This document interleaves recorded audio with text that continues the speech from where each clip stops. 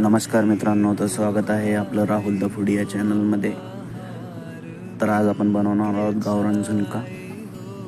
आणि आपण जर का फॉलो केलं नसेल तर नक्की फॉलो करा. आपण बघू शकता, आपण कांदे आणि टोमॅटो चॉप करून घेतलेले आहेत. त्यांना तेलमध्ये टाकायचे. परत त्याच्यात आपण कढीपत्ता आणि लसूण आणि मिरची याचा ठेचा घ्यायचा. त्याला तेलमध्ये फ्राय करायचं. फ्राय केल्यानंतर आपण त्याच्यात बेसन टाकू. बेसन टाकल्यानंतर आपण थोडं त्याच्यात पाणी ॲड करू. पाणी ॲड केल्यानंतर थोडंसं तेल ॲड करू त्याला सॉफ्ट होण्यासाठी.